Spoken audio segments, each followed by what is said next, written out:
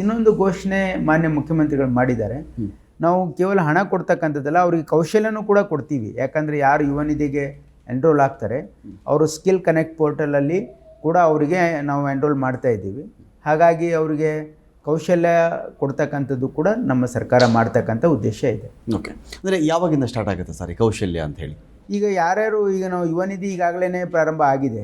ಯಾರ್ಯಾರು ಅವರ result declare ಆಗಿ 6 ತಿಂಗಳಾದರೆ ಆಟೋಮೆಟಿಕ್ಲಿ ಅವ್ರಿಗೆ DBT ಆಗುತ್ತೆ. ಕರೆಕ್ಟ್. ಈಗಂತೂ ಅದು ಪ್ರಾರಂಭ ಆಗಿದೆ. ಸುಮಾರು 3,000ಕ್ಕಿಂತ ಜಾಸ್ತಿ ಮಕ್ಕಳಿಗೆ ಆಗಿದೆ. ಹಾಗಾಗಿ ಯಾರ್ಯಾರು ಎಲಿಜಿಬಲ್ ಆಗ್ತಾ ಹೋಗ್ತಾರೆ ಅವರಿಗೆ ಆಟೋಮೆಟಿಕಲಿ DBT ಆಗ್ತಾ ಹೋಗುತ್ತೆ.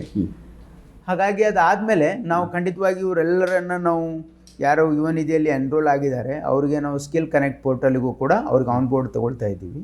ಅದಾದಮೇಲೆ ಅವರಿಗೆ ಸ್ಕಿಲ್ ಕೊಡ್ತಕ್ಕಂಥ ಒಂದು ಕಾರ್ಯಕ್ರಮ ಬಹುಶಃ ಮಾನ್ಯ ಮುಖ್ಯಮಂತ್ರಿಗಳು ಬಜೆಟಲ್ಲೇ ಅನೌನ್ಸ್ ಮಾಡ್ಬೋದು.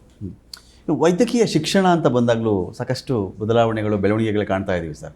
ಆ ಕ್ಷೇತ್ರದ ಕಡೆ ತಮ್ಮ ಫೋಕಸ್ ಹೇಗಿದೆ ಅಂತ? ಈಗ ನಾವು ಹಿಂದಿನ ಒಂದು 2013ರಿಂದ 2018ವರೆಗೂ ಕೂಡ ನಾನು ಸಚಿವನಾಗಿದ್ದೆ. ಇದೇ ಇಲಾಖೆ ಸಚಿವನಾಗಿದೆ 5 ವರ್ಷ.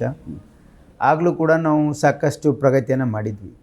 ನಮ್ಮ ಕನಸೇನಾಗಿತ್ತು ಅಂದರೆ ಪ್ರತಿ ಜಿಲ್ಲೆಗೆ ಸರ್ಕಾರಿ ಮೆಡಿಕಲ್ ಕಾಲೇಜ್ ಮಾಡ್ತಕ್ಕಂಥದ್ದು ನಮ್ಮ ಪಾಲಿಸಿಯಾಗಿತ್ತು. ಹಾಗಾಗಿ ಈಗ ಸಾಕಷ್ಟು ಪ್ರಗತಿ ಆಗಿದೆ. ಉದ್ದೇಶ ಏನಂತಂದರೆ ಒಂದು ಸರ್ಕಾರಿ ಮೆಡಿಕಲ್ ಕಾಲೇಜ್ ಇದ್ದರೆ ಅದು 100% ಸೀಟು ಮೆರಿಟ್ ಕೋಟಾಗಿ ಹೋಗ್ತದೆ. ಈ ರಾಜ್ಯದ ಪ್ರತಿಭಾವಂತ ಯುವಕರು ಯಾರು ಭಾಳ ಕಷ್ಟಪಟ್ಟು ಡಾಕ್ಟರ್ ಆಗಬೇಕು ಅಂತ ಹಗಲೇಳು ಶ್ರಮ ಪಡ್ತಾರೆ ಅವರಿಗೆ ನಾವು ಗೌರ್ಮೆಂಟ್ ಸೀಟ್ ಅಂದರೆ ಅದು ಫ್ರೀ ಸೀಟ್ ಇದ್ದಂಗೆ. ಅದಕ್ಕೆ ಫೀಸ್ ಭಾಳ ಕಮ್ಮಿ ಇರುತ್ತೆ ಮತ್ತು ಗುಣಮಟ್ಟದ ಶಿಕ್ಷಣ ಕೂಡ ಅವ್ರಿಗೆ ಸಿಗುತ್ತೆ. ಹಾಗಾಗಿ ಅವರಿಗೆ ಒಂದು ಅವಕಾಶ ಕೊಡಬೇಕು. ಅಂದರೆ ಮೆರಿಟೋರಿಯಸ್ ಸ್ಟೂಡೆಂಟ್ಸಿಗೆ ಹೆಲ್ಪ್ ಮಾಡಬೇಕು.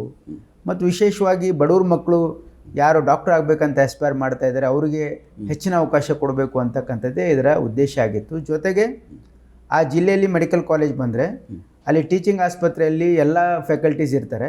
ಹಾಗಾಗಿ ಬಡವರಿಗೆ ಗುಣಮಟ್ಟದ ಅಲ್ಲಿ ಚಿಕಿತ್ಸೆ ಸಿಗಲಿಕ್ಕೆ ಸಾಧ್ಯ ಇದೆ ಅಂತಕ್ಕಂಥ ಒಂದು ಕಾನ್ಸೆಪ್ಟಿಂದ ನಾವು ಇದನ್ನು ಪ್ರಾರಂಭ ಮಾಡಿದ್ವಿ. ಸಾಕಷ್ಟು ಪ್ರಗತಿಯಾಗಿದೆ. ನಮ್ಮ ರಾಜ್ಯದಲ್ಲಿ ಈಗ 22 ಮೆಡಿಕಲ್ ಕಾಲೇಜ್ಗಳಿವೆ ಸರ್ಕಾರಿ. ಇನ್ನು 7-8 ಕಡೆ ಆಗಬೇಕಾಗಿದೆ. ಅದನ್ನು ಕೂಡ ಹಂತ ಹಂತವಾಗಿ ಮಾಡ್ತಕ್ಕಂಥ ಉದ್ದೇಶ ಇದೆ.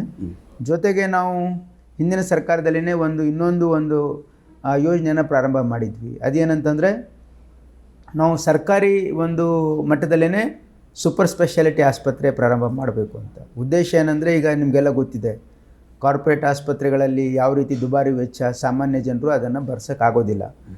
ಆದರೆ ಅದು ನಾವು ಸರ್ಕಾರ ಮಟ್ಟದಲ್ಲೇ ನಾವು ಉಚಿತವಾಗಿ ಜನರಿಗೆ ಇದರ ಸೌಲಭ್ಯ ಕೊಡಬೇಕು ಅಂತಕ್ಕಂಥ ಉದ್ದೇಶದಿಂದ ನಾವು ಕಲಬುರಗಿ, ಮೈಸೂರು, ಬೆಳಗಾಂ ಎಲ್ಲ ಡಿವಿಷನಲ್ ಹೆಲ್ತ್ ಕ್ವಾರ್ಟರಲ್ಲಿ ಸೂಪರ್ ಸ್ಪೆಷಾಲಿಟಿ ಆಸ್ಪತ್ರೆ ನಾವು 2017ರಲ್ಲೇ ಘೋಷಣೆ ಮಾಡಿದ್ವಿ. ಆದರೆ ಹಿಂದಿನ ಸರ್ಕಾರ ಏನೂ ಅದಕ್ಕೆ ಮಾಡಲಿಲ್ಲ. ಆದರೆ ಈ ಬಿಲ್ಡಿಂಗ್ ಎಲ್ಲ ನಾವೇ ಸ್ಯಾಂಕ್ಷನ್ ಮಾಡಿ ಈಗ ಬಿಲ್ಡಿಂಗ್ ಎಲ್ಲ ಕಂಪ್ಲೀಟ್ ಮಾಡ್ತಾ ಇದ್ದೀವಿ. ಹಿಂದಿನ ಸರ್ಕಾರ ಏನೂ ಮಾಡಲಿಲ್ಲ. ಹಾಗಾಗಿ ಅದನ್ನು ಕಂಪ್ಲೀಟ್ ಮಾಡಿ ಇನ್ನೊಂದು 3 ತಿಂಗಳಲ್ಲಿ ಇವೆಲ್ಲ ಸೂಪರ್ ಸ್ಪೆಷಾಲಿಟಿ ಆಸ್ಪತ್ರೆ ಲೋಕಾರ್ಪಣೆ ಮಾಡಬೇಕು. ಸಾಮಾನ್ಯ ಜನರಿಗೆ ಬಡವರಿಗೆ ಅನುಕೂಲ ಆಗ್ತಕ್ಕಂಥದ್ದು ಕೂಡ ನಮ್ಮ ಇಲಾಖೆಯಿಂದ ಮಾಡ್ತಾ ಇದ್ದೀವಿ. ಅದಲ್ಲದೆ ತುರ್ತು ಚಿಕಿತ್ಸೆಗೆ ಟ್ರಾಮಾ ಸೆಂಟರ್ಸ್ ಒಂದು ಮೈಸೂರಲ್ಲಿ, ಕಲಬುರಗಿಯಲ್ಲಿ, ಆಮೇಲೆ ಇನ್ನೊಂದು ಸೂಪರ್ ಸ್ಪೆಷಾಲಿಟಿ ಆಸ್ಪತ್ರೆ ಬಳ್ಳಾರಿಯಲ್ಲಿ, ಅಲ್ಲಿ ಒಂದು ಟ್ರಾಮಾ ಸೆಂಟ್ರು, ಇವೆಲ್ಲವನ್ನು ಮಾಡ್ತಾ ಇದ್ದೀವಿ. ಉದ್ದೇಶ ಏನಂತಂದರೆ ಸಾಮಾನ್ಯ ಜನರಿಗೆ ಬಡವರಿಗೆ ಗುಣಮಟ್ಟದ ಚಿಕಿತ್ಸೆ ನಮ್ಮ ಸರ್ಕಾರಿ ಮೆಡಿಕಲ್ ಕಾಲೇಜ್ಗಳಲ್ಲಿ ಸೂಪರ್ ಸ್ಪೆಷಾಲಿಟಿ ಆಸ್ಪತ್ರೆಗಳಲ್ಲಿ ಸಿಗಬೇಕು ಅಂತಕ್ಕಂಥ ಉದ್ದೇಶ. ಅದೇ ನಿಟ್ಟಿನಲ್ಲಿ ಇವತ್ತು ಜಯದೇವ ಆಸ್ಪತ್ರೆ ಇದೆ, ಅದರೊಂದು ಬ್ರ್ಯಾಂಚ್ ಕಲಬುರಗಿಯಲ್ಲಿ ಮಾಡಿದ್ದೀವಿ. ಈಗ 371 ಬೆಡೆಡ್ ಹಾಸ್ಪಿಟ್ಲು ಕೂಡ ನಿರ್ಮಾಣ ಆಗ್ತದೆ. ಇನ್ನೊಂದು ಈ ತಿಂಗಳೇ ಮಾಡ್ಬೇಕಂತ ಮಾಡಿದ್ವಿ. ಬಹುಶಃ ಅದು ಮುಂದಿನ ತಿಂಗಳು ಅದನ್ನು ಉದ್ಘಾಟನೆ ಮಾಡ್ತಾ ಇದ್ದೀವಿ. ಆಮೇಲೆ ಹುಬ್ಳಿಯಲ್ಲೂ ಕೂಡ ಒಂದು ಜಯದೇವ ಇನ್ಸ್ಟಿಟ್ಯೂಟ್ ಆಫ್ ಕಾರ್ಡಿಯಾಲಜಿ ಮಾಡ್ತಾ ಇದ್ದೀವಿ.